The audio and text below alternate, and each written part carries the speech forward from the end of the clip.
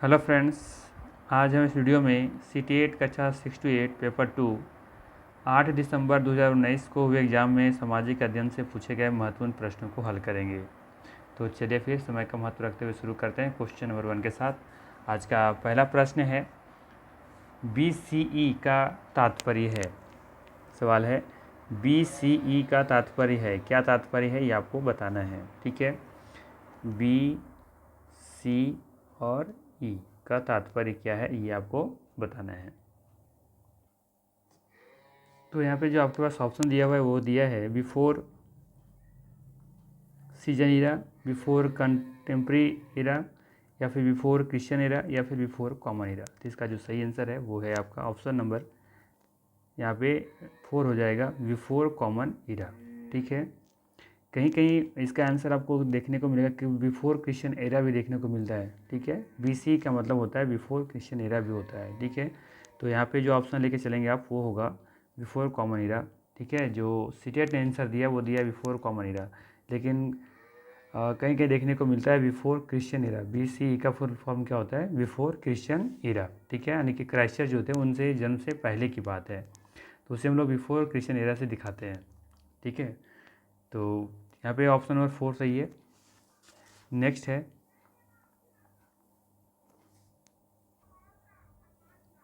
अगला प्रश्न है, हम यह आज कैसे जानते हैं कि पूरा पाषाण युग में भारत में शुतुरमुर्ग होते थे। ऑप्शन है, शुतुरमुर्ग पर मौखिक स्मृतियाँ हमारे पास दिल्ली के राष्ट्रीय संग्रहालय में अभिलिखित है, या फिर विदेशी यात्रियों के वृत्तांतों में इनके वर्णन है, या फिर उस समय की कृतियों में इन पक्षियों का विध लेख हमें मिलता है, या फिर महाराष्ट्र के पटने पूरास्थल से शुतुरमुर्ग के अंडे के अवशेष मिले हैं।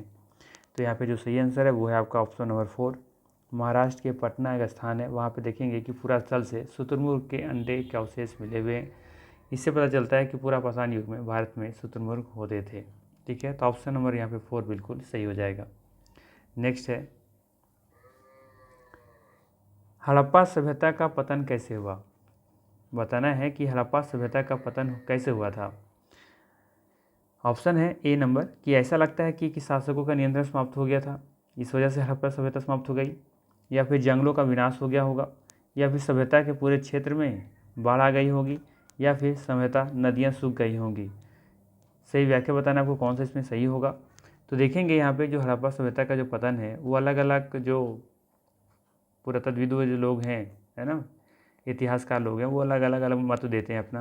किसी का कहना था कि जंगलों के में जंगल का विनाश हो गया होगा, किसी ने कहा कि सभ्यता के पूरे क्षेत्र में बाढ़ आ गई होंगी, या सभ्यता नदियाँ सूख गई होंगी। तो ये BCD जो ऑप्शन है वो सही यहाँ पे दिख रहे हैं, लेकिन ऐसा लगता है कि शासकों का नियंत्रण समाप्त हो गया है, ये गलत बात है। ये 3 बातें ज़्यादा देखने को मिलती हैं कि वहाँ हड़प्पा सभ्यता जो थी वो पतन होने का कारण है। ठीक है, तो यहाँ पे BCD सही होगा। तो ऑप्शन नंबर में दिख रहा है, ऑप्शन नंबर 2 में BCD। ठीक है, चलिए अगला सवाल देखते हैं क्या है। नेक्स्ट है, महायान बौद्ध धर्म के अंतर्गत। ऑप्शन है, बताना आपको कि महायान बौद्ध धर्म के अंतर्गत क्या कुछ जो ऑप्शन दिए उसमें कौन से सही होंगे। बौद्धिस्ट तत्वों को नहीं स्वीकारा क्योंकि उन्हें अभी भी ज्ञान प्राप्ति करना बाकी था, या फिर मूर्तिकला के केंद्रों के रूप में मथुरा एवं तक्षशिला का पतन हुआ, या फिर मूर्तियों में बुद्ध की उपस्थिति सिर्फ कुछ संकेतों के माध्यम से दर्शाई जाती थी, या फिर बुद्ध की प्रतिमाएं बनाई जाने लगी। तो महायान बौद्ध धर्म के अंतर्गत क्या कौन सा ऑप्शन सही होंगे आपको ये बताना है। तो यहाँ पे देखेंगे कि जो सही आंसर है वो है आपका ऑप्शन नंबर 4, कि महायान बौद्ध धर्म के अंतर्गत बुद्ध की प्रतिमाएं बनाई जाने लगी। ठीक है, तो ऑप्शन नंबर 4 यहाँ पे बिल्कुल सही हो जाएगा। अब आगे देखेंगे कि बौद्ध धर्म जो है वो आगे चल करके 2 धर्मों बढ़ जाते हैं, जैसे कि महायान और एक हीनयान, है ना, तो ये ध्यान रखना है आपको। नेक्स्ट है, खिलजी और तुगलक वंश के अंतर्गत प्रशासन और समेकन के संदर्भ में सही क्या है। बताना है आपको कि खिलजी और तुगलक वंश के अंतर्गत प्रशासन और समेकन के संदर्भ में सही क्या है। ऑप्शन है, दिल्ली से बंगाल जैसे सुदूर प्रांतों का नियंत्रण कठिन था, या फिर अलाउद्दीन खिलजी और मोहम्मद तुगलक गंगा के मैदानी इलाकों पर जोर जबरदस्ती अपना अधिकार लंबे समय तक रख पाए, या फिर उपमहाद्वीप की काफ़ी बड़ी हिस्सा दिल्ली के सुल्तानों के अधिकार में रहा, या फिर गंगा के मैदानी इलाके के घने जंगलों वाले क्षेत्र को पहली बार बैठा गया। तो इसमें सही आंसर क्या होगा ये आपको बताना है। तो यहाँ पे देखेंगे जो सही आंसर है वो है आपका ऑप्शन नंबर 1, ठीक है, कि दिल्ली से बंगाल जैसे सुदूर प्रांतों का नियंत्रण करना क्या था, कठिन था, ठीक है। तो ये इसमें प्रशासन का संदर्भ में ये सही है, तो ऑप्शन नंबर 1 यहाँ पे बिल्कुल सही हो जाएगा। नेक्स्ट है 6 नंबर क्वेश्चन में है कि जनजातीय लोगों के इतिहास के पुनर्निर्माण में निम्न से कौन से कथन गलत हैं। बताना है आपको कि जनजातीय लोगों के इतिहास के पुनर्निर्माण में निम्न में से कौन से कथन गलत हैं। ऑप्शन है जनजातीय लोगों ने समृद्ध रीति रिवाजों और मौखिक परंपराओं का संरक्षण किया है। जनजातीय समाज अपनी विविध किस्म की जरूरतों के लिए एक दूसरे पर निर्भर रहा। समकालीन इतिहासकार और मुसाफिरों ने जनजातियों के बारे में बहुत कम जानकारी दी है। या फिर अधिकांश जनजातीय समूह ने लिखित दस्तावेज रखा है। तो ये बताना है कौन सा इसमें सही होगा। तो हम लोग ऐसा करते हैं कि पहले इसमें चेक करते हैं कि कौन सा सही है, गलत को छोड़ते हैं। इसे देखते हैं कि पहले जनजातीय लोगों के इतिहास के पुनर्निर्माण के बारे में कौन सा कथन सही है, ठीक है, ये हम लोग चेक करते हैं पहले, ठीक है ना, तो आसान हो जाएगा उससे। तो पहला ऑप्शन में देखते हैं हम लोग क्या है कि जनजातीय लोगों ने समृद्ध रीति रिवाजों और मौखिक परंपराओं का संरक्षण किया है। तो ये बात सही है कि इन लोगों ने क्या किया है कि मौखिक परंपराओं को संरक्षित रखा है, क्योंकि लोग तो पढ़े लिखे तो थे नहीं, है ना, तो उन लोग मौखिक परंपराओं को क्या किया था, उन लोगों ने संरक्षित करके रखा था, ये बात सही है।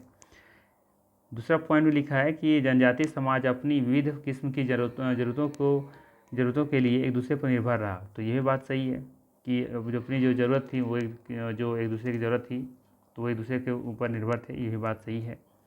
नेक्स्ट है कि समकालीन इतिहासकार और मुसाफिरों ने जनजातियों के बारे में बहुत कम जानकारी दी है।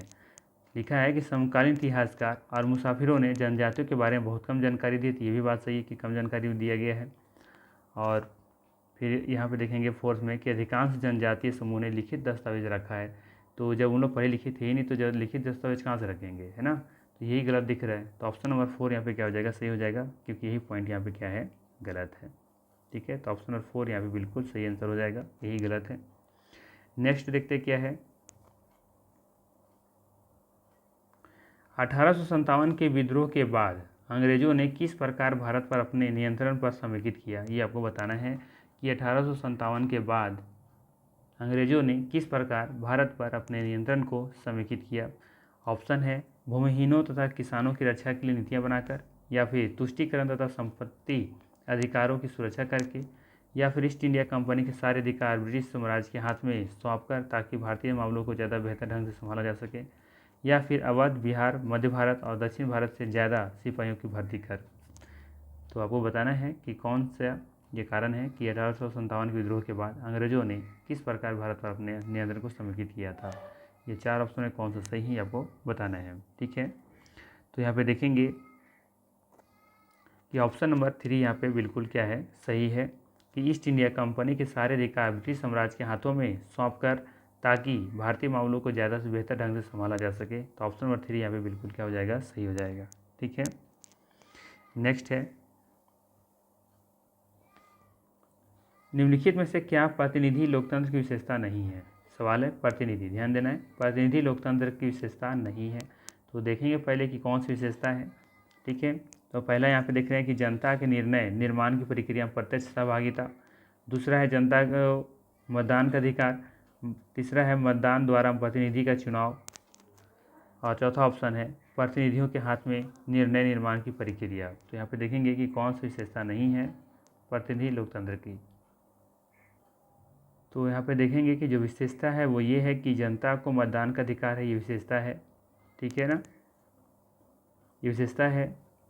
जो कि मतदान द्वारा प्रतिनिधि का चुनाव, ये भी सही है, प्रतिनिधि लोकतंत्र में यही होता है ना। इसके बाद देखेंगे प्रतिनिधियों के हाथ में निर्णय निर्माण की प्रक्रिया। तो हम देखेंगे कि जब हम प्रतिनिधि जिसको चुनकर भेजते हैं उनसे ही हाथ में क्या होता है, निर्णय निर्माण करने की प्रक्रिया उन्हीं के हाथ में होता है, तो ये भी सही है। तो यहाँ पे देखेंगे कि जो ऑप्शन नंबर 1 है ये यहाँ पे ये क्या विशेषता नहीं है कि जनता के निर्णय निर्माण की प्रक्रिया में प्रत्यक्ष सहभागिता। जो भी निर्णय लिए जाते हैं, है ना, जो यह निर्माण किया जाता है, निर्णय के लिया जाता है, तो क्या उसमें जनता डायरेक्ट पार्टिसिपेट करती है, नहीं। हम लोग तो सिर्फ क्या करते हैं, अपने नेता को क्या करते हैं, चुन करके भेज देते हैं, है ना, विधानसभा में हो या फिर लोकसभा में भी हम लोग तो भेज देते हैं। उसके बाद फिर वहाँ पर निर्णय उन लोगों के द्वारा लिया जाता है, ना कि आम जनता के द्वारा। तो यहाँ पे देखेंगे कि ऑप्शन नंबर 1 यहाँ पे क्या है, विशेषता नहीं है, बाकी सही है, ठीक है। चलिए आगे देखेंगे, तो यहाँ पे हो जाएगा 8 का 1 सही हो जाएगा आंसर। नेक्स्ट है 9 नंबर क्वेश्चन में है, भारत के किस क्षेत्र को छोटा तिब्बत कहा गया है? सिक्किम, हिमाचल प्रदेश, लद्दाख, अरुणाचल प्रदेश। ठीक है, तो यहाँ पे देखेंगे जो सही आंसर है वो है आपका ऑप्शन नंबर 3 हो जाएगा। ठीक है, लद्दाख। लद्दाख को भारत का छोटा तिब्बत कहा गया है। अभी जो रिसेंटली जो शायद हुआ था ना एग्जाम सीटेट का, उससे पूछा गया था कि लद्दाख को छोटा तिब्बत क्यों कहा जाता है। या तो सिर्फ सवाल ये है कि भारत के किस क्षेत्र को छोटा तिब्बत कहा गया है, तो ये इसका आंसर लद्दाख होगा। लेकिन अभी रिसेंटली जो सीटेट के एग्जाम में पूछा गया कि छोटा लद्दाख मतलब कि लद्दाख को छोटा तिब्बत क्यों कहा गया, क्या उसमें गुण मिलते हैं, है ना। तो इस सवाल को आप जब हम कराएंगे 2023 वाला वीडियो में तो जरूर बताएंगे वहाँ पे। ठीक है, तो इंतज़ार कीजिए उसका। चलिए आगे देखते हैं नेक्स्ट क्वेश्चन क्या है। अगला है, भारत में अपील प्रणाली या पौनर्वादिक प्रणाली किसे कहते हैं? ऑप्शन है, राज्य कार्यपालिका प्रमुख का सर्वोच्च अपील प्राधिकारी के रूप में कार्यरत होने का प्रावधान, या निचली न्यायालय के आदेश के खिलाफ उच्च न्यायालय में अपील का प्रावधान, या न्यायिक सेवा में आवेदन का प्रावधान, या फिर न्यायालय के आदेश के खिलाफ संसद में अपील का प्रावधान। तो बताना यहाँ पे जो सही आंसर है वो क्या होगा। यहाँ पे देखेंगे जो सही आंसर है वो है आपका ऑप्शन नंबर 2 कि निचली न्यायालय के आदेश के खिलाफ उच्च न्यायालय में हम लोग क्या कर सकते हैं, अपील दायर कर सकते हैं, है ना। अपील प्रणाली का तो यही तो मतलब है। चलिए आगे देखते हैं नेक्स्ट क्वेश्चन क्या है। निम्नलिखित में से कौन सा प्रायद्वीपीय पठार का लक्षण नहीं है? बताना है आपको कि निम्नलिखित में से कौन सा प्रायद्वीपीय पठार का लक्षण नहीं है। तो देखेंगे ऑप्शन में क्या क्या दिया हुआ है। ऑप्शन है यहाँ पे कि यहाँ कोयला एवं लौह अयस्क जैसे खनिजों का प्रचुरता है। दूसरा है, इस पठार पर पश्चिम की ओर बहने वाली महानदी और कृष्णा नदियाँ मौजूद हैं। ठीक है, इस बार देखेंगे कि यहाँ उत्तरी मैदानों में के दक्षिण में स्थित है। इस बार देखेंगे कि इसके उत्तर पश्चिम में अरावली श्रृंखला स्थित है। तो बताने से कौन सा लक्षण नहीं है। तो यहाँ पे देखेंगे जो कि पहला ऑप्शन है दिया है कि यहाँ कोयला एवं लौह अयस्क जैसे खनिजों का प्रचुरता है। तो बात ये सही है। ठीक है, ये बात बिल्कुल सही है, क्योंकि देखेंगे कि ये एक गोंडवाना जो हिस्सा है उसी भूमि का एक हिस्सा है, ये उसी का अंग है। ठीक है, तो ये बात यहाँ पे सही है। इस बार लिखा है दूसरा में कि इस पठार पर पश्चिम की ओर बहने वाली नदियाँ महानदी और कृष्णा नदियाँ मौजूद हैं। तो यहाँ पे देखेंगे कृष्णा महानदी तो है, लेकिन ये पश्चिम की ओर बहने वाली नहीं है, ये पूरब की ओर बहने वाली नदियाँ हैं। तो ये पश्चिम लिख करके गलत कर दिया है। ठीक है, ये गलत पॉइंट हो गई कि पश्चिम की ओर नहीं, ये पूरब की ओर बहने वाली नदियाँ हैं। ठीक है, तो ये गलत हो गया। फिर ये लिखा है तीसरा में कि यह उत्तरी मैदान के दक्षिण में स्थित है। तो उत्तर मैदान के दक्षिण में स्थित है, तो ये भी सही बात है कि दक्षिण में स्थित है। तो प्रायद्वीपीय पठार किधर है? अगर आप देखेंगे कुछ इस तरीके से भारत का नक्शा देखेंगे तो देखेंगे कि यहाँ पे क्या है, ये प्रायद्वीपीय है। तो यहाँ पे देखेंगे कि उत्तरी मैदान, यहाँ पे उत्तरी मैदान के दक्षिण में ही स्थित है। ठीक है ना, तो ये सही है कि यह उत्तरी मैदान के दक्षिण में स्थित है। तो ये बात सही है।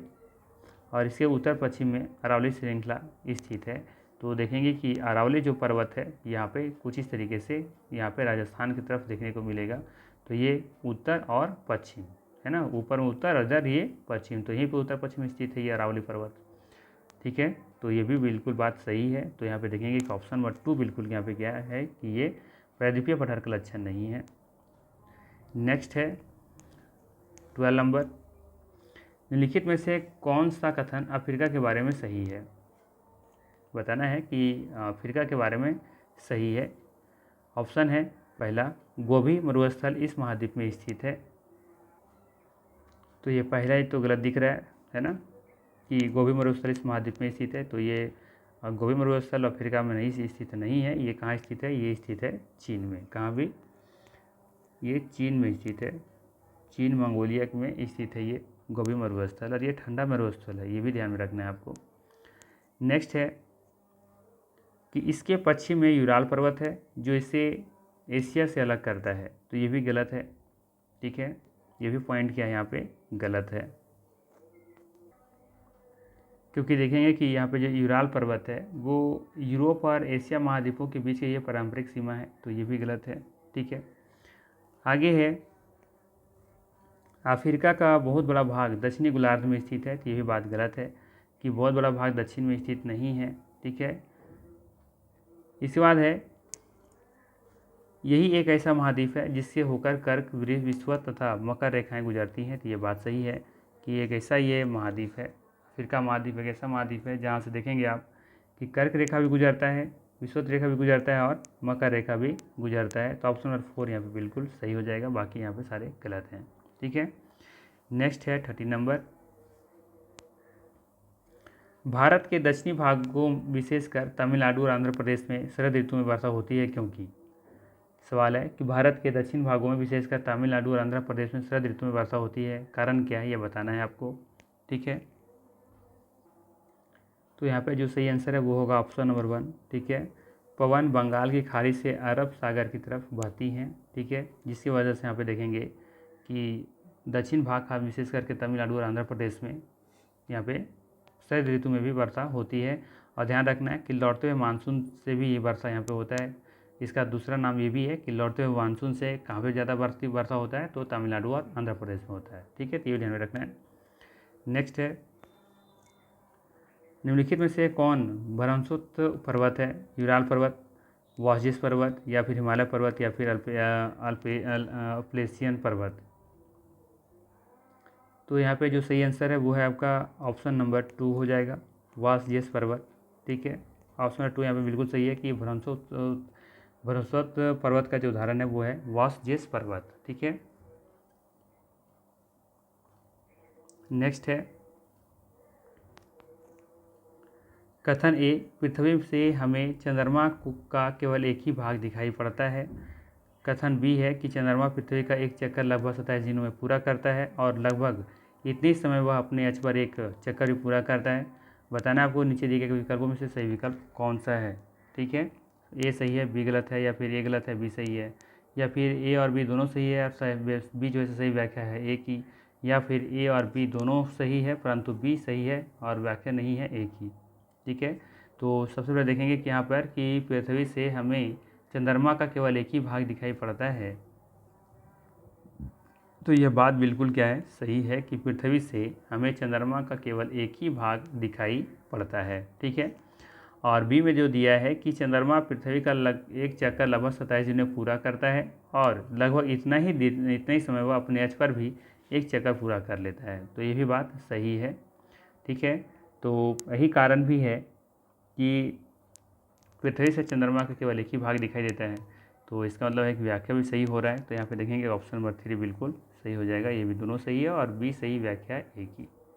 ठीक है, नेक्स्ट है कायांतरित सेल के बारे में नीचे दिए गए हैं ए बी सी कथनों पर आपको विचार करना है और सही विकल्प का चयन करना है। पहला ऑप्शन है आग्नेय और अवसादी सेल उच्च ताप और दाब के प्रभाव में कायांतरित सेलों में परिवर्तित हो जाते हैं। सवाल है कि आग्नेय और अवसादी सेल उच्च ताप और दाब के प्रभाव से कायांतरित सेलों में परिवर्तित हो जाते हैं। इसी बात है बी नंबर कि कायांतरित सेल उच्च ताप और दाब के प्रभाव से पिघलकर द्रवित मैग्मा बनाते हैं। और सी ऑप्शन में है कि संगमरमर एक कायांतरित सेल है। यह बताना है कि कौन सा ऑप्शन सही होगा। तो आप यहाँ पे देखेंगे कि जो पहला ऑप्शन है वो बिल्कुल सही है कि आग्नेय और अवसादी सेल उच्च ताप और दाब के प्रभाव से कायांतरित सेलों में परिवर्तित हो जाते हैं और संगमरमर जो है ना एक कायांतरित सेल का ही उदाहरण है। ठीक है, और जो बी ऑप्शन दिया है कि कायांतरित सेल उच्च ताप और दाब के प्रभाव से पिघलकर द्रवित मैग्मा बनाते हैं, तो ये भी बात सही है। तो यहाँ पे देखेंगे तीनों का तीनों पॉइंट बिल्कुल सही है, यानी कि ए बी तीनों यहाँ पे सही हो जाएगा। ऑप्शन नंबर 1 यहाँ पे बिल्कुल सही है। ठीक है, नेक्स्ट है अंतरिक्ष से प्रवेश करने वाले उल्कापिंड वायुमंडल के किस परत में आने पर जल जाते हैं। सवाल है कि अंतरिक्ष से प्रवेश करने वाले उल्कापिंड वायुमंडल के किस परत में आने पर जल जाते हैं। तो इस क्वेश्चन का आंसर मैंने कई बार बताया है आपको। तो इसका जो सही आंसर है वो है आपका ऑप्शन नंबर 4 हो जाएगा, बाह्य वायुमंडल। ऑप्शन नंबर 4 यहाँ पर सही है। ठीक है, बाह्य वायुमंडल में प्रवेश करते साथ ही क्या होता है, ये घर्षण की वजह से जल जाते हैं। नेक्स्ट है ऋतु प्रवास जुड़ा हुआ है। ऋतु प्रवास क्या जुड़ा हुआ है, किससे जुड़ा हुआ है, 4 ऑप्शन दिए हुए ये बताना है। एक छोटे घर के पौधे रखने की कृत्रिमता से, ऐसे स्थान जहाँ बस्तियाँ विकसित होती हैं, लोगों के आवागमन से या घरों के पास बसावट से। तो इसका जो सही आंसर है वो बिल्कुल साफ दिख रहा है, लोगों के आवागमन से संबंधित है ऋतु प्रवास। ठीक है, नेक्स्ट है अस्थायी पवनों के संबंध में ए और बी पर विचार करना है और सही का विकल्प का चयन करना है। यहाँ पे दिया हुआ है ए ऑप्शन में कि ये पवनें वर्ष भर लगातार निश्चित दिशा में चलती रहती हैं, अस्थायी पवन के बारे में बात हो रहा है। और बी ऑप्शन में है कि पश्चिम एवं पूर्वी पवनें इनके उदाहरण हैं। तो यहाँ पे देखेंगे कि ऑप्शन नंबर 1 यहाँ पे सही है कि ये पवनें वर्ष भर लगातार निश्चित दिशा में चलती रहती हैं, तो ये बात सही है। लेकिन बी नंबर गलत है कि पश्चिम एवं पूर्वी पवनें इनके उदाहरण हैं। ठीक है, तो ऑप्शन नंबर यहाँ पे बिल्कुल 1 सही हो जाएगा। ठीक है, यहाँ पे पश्चिम और पूर्वी पवनें हैं, लेकिन ये तो सही होना चाहिए था। यहाँ पे ये पश्चिम और पूर्वी पवनें बात हो रही हैं, तो ये तो दोनों आपका सही पवनें की उदाहरण है, तो यहाँ पे ये भी सही है। ठीक है ना, इसे ध्यान रखिएगा कि ये तो सही है ही है कि ये पवनें वर्ष भर लगातार निश्चित दिशा में चलती हैं, उसे सही पवन कहते हैं। और पश्चिमी और पूर्वी पवनें इनके उदाहरण है, तो ये भी सही है। तो यहाँ पे देखेंगे जो सही होगा ये होगा ऑप्शन नंबर 4 सही हो जाएगा। ठीक है, ए नहीं होगा, 4 ऑप्शन इसमें सही है। ठीक है, चलिए आगे देखते हैं। ब्राज़ील के कंपोज और वेनेजुएला के लानोस उदाहरण हैं। किस उदाहरण हैं? उष्णकटिबंधीय घास के स्थल के, भूमध्य सागरीय वनस्पति के, शीतोष्ण कटिबंधीय घास स्थल के, या भी टुंडा प्रकार के वनस्पति के। तो यहाँ पे दो ही में आपको कन्फ्यूजन हो सकता है कि या ऑप्शन नंबर 1 में और 3 में। ठीक है, तो आपको याद रखना है कि इसका जो सही आंसर होगा वो होगा आपका ऑप्शन नंबर 1, उष्णकटिबंधीय घास के मैदान है ये। ठीक है, उष्णकटिबंधीय घास के स्थल के मैदान है ये, कंपोस और लानोस। ठीक है, चलिए नेक्स्ट देखते हैं क्या है। जलवायु के संबंध में कथन ए और बी पर विचार कीजिए और सही विकल्प का चयन कीजिए। ऑप्शन ए है जलवायु वायुमंडल में दिन प्रतिदिन होने वाले परिवर्तन है। जलवायु वायुमंडल में दिन प्रतिदिन होने वाले परिवर्तन है। बी ऑप्शन है कि किसी स्थान की जलवायु सिर्फ उसकी ऊंचाई तथा ऊंचावच पर निर्भर करती है। तो यहाँ पे देखेंगे कि जलवायु वायुमंडल में दिन प्रतिदिन होने वाले परिवर्तन है, तो यहाँ पे ये पॉइंट गलत है। ठीक है, इसी जगह पर होना चाहिए था मौसम। क्या होना चाहिए था? मौसम। अगर मौसम होता कि मौसम वायुमंडल में दिन प्रतिदिन होने वाले परिवर्तन है तो सही हो जाता। ठीक है, जलवायु तो कुछ एक लंबी अवधि के लिए होता है वो।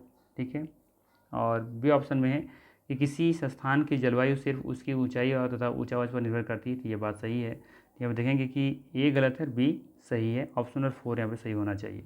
ठीक है, नेक्स्ट है 22 नंबर। दिए गए लक्षणों ए और बी के आधार पर तो ऊर्जा के स्रोत की पहचान करें। ऑप्शन नंबर ए है कि यह एक परंपरागत ऊर्जा का स्रोत है। ठीक है, और यह ऊर्जा स्रोत तब निर्मुक्त होती है जब अपरिष्कृत तेलों को धरातल पर लाया जाता है। तो भूतापी ऊर्जा है, मोम है, बायोगैस है, या फिर प्राकृतिक गैस है। तो यहाँ पे जो सही आंसर है वो है आपका ऑप्शन नंबर 4। ठीक है, ऑप्शन नंबर 4 यहाँ पे बिल्कुल सही है, प्राकृतिक गैस हो जाएगा। यह परंपरागत ऊर्जा का स्रोत भी है, और यह ऊर्जा स्रोत तब निर्मुक्त होती है जब अपरिष्कृत तेल को धरातल पर लाया जाता है। नेक्स्ट है 23 नंबर। भारत का शोध संस्थान मैत्री कहाँ अवस्थित है? तो ये स्थित है आपका अंटार्कटिका में। ऑप्शन नंबर 4 यहाँ पे बिल्कुल सही है। ठीक है, मैत्री के अलावा आपको याद रखना है एक दक्षिण गंगोत्री भी है। ठीक है, दक्षिण गंगोत्री। ठीक है, और एक है भारती। तो ये 3 हैं, मैत्री, दक्षिण गंगोत्री और भारती। ये तीनों शोध संस्थान हैं जो अंटार्कटिका में स्थित हैं। ठीक है, बाकी बात किया जाए कि जो पहला अनुसंधान क्षेत्र था दक्षिण गंगोत्री, ठीक है, तो वो बर्फ़ के नीचे दब गया है, तो ये काम करना बंद कर दिया है। ठीक है, दक्षिण गंगोत्री बर्फ़ नीचे दब गया है, तो ये काम करना बंद कर दिया है। फिलहाल मैत्री और भारती ये कभी भी काम कर रहे हैं। ठीक है, नेक्स्ट है निम्नलिखित में से कौन सा कथन खनिज के संदर्भ में सही नहीं है? कौन सा सही नहीं है ये आपको बताना है। तो यहाँ पे देखेंगे कि पहला जो ऑप्शन दिया हुआ है कि ये विभिन्न प्रकार के भूवैज्ञानिक हैं और परिवेश में निर्मित होते हैं, तो ये बिल्कुल सही है, पहला ऑप्शन सही दिख रहा है। सेकेंड लिख रहा है कि सभी खनिज अधात्विक होते हैं, ऐसा नहीं है, तो ये पॉइंट गलत हो गया। ठीक है, ये पॉइंट गलत दिख रहा है। इस बात फिर देखेंगे कि ये प्राकृतिक रूप से प्राप्त होने वाले पदार्थ हैं, तो ये भी बात सही है कि ये प्राकृतिक से प्राप्त होते हैं। फोर्थ ऑप्शन में है कि इनका एक निश्चित रासायनिक संगठन होता है, तो ये भी सही है। ठीक है, तो यहाँ पे देखेंगे कि जो गलत है वो कौन सा है, ऑप्शन नंबर 2 यहाँ पे गलत है कि सभी खनिज अधात्विक होते हैं। ठीक है, तो 24 का यहाँ पे 2 हो जाएगा सही आंसर। नेक्स्ट है, यहाँ पे मिलान करना है आपको। ठीक है, यहाँ पे मिलान करने के बाद फिर बताना था कि इसका सही क्रम क्या होगा मिलाने के बाद, तो ऑप्शन मैंने नहीं लिया है वहाँ पे, सिर्फ आपको यहाँ पे बता देते हैं कि किसका आंसर क्या होगा। जैसे नर्मदा घाटी, ठीक है, क्या है नर्मदा घाटी, तो इसका जो मिलान करना है वो मिलान करना है कि वो किसके साथ क्या होगा। जैसे वज्जी है, गारो पहाड़ियाँ हैं, गंगा की घाटी हैं, सिंधु और उसकी सहायक नदियाँ हैं, आरंभिक ऋषि। ठीक है, तो सबसे पहले देखते हैं नर्मदा घाटी के बारे में। तो ये देखेंगे कि यहाँ पे जो नर्मदा घाटी है वो है आकेटा और संग्रहण से संबंधित है, जबकि वज्जी आरंभिक नगर से हो जाएगा। ठीक है, इस बार बात करें हम गारो पहाड़ी के बारे में, तो ये आरंभिक कृषि सहायक है। ठीक है, तो यहाँ पे चला जाएगा, ये 5 नंबर इसमें आ जाएगा।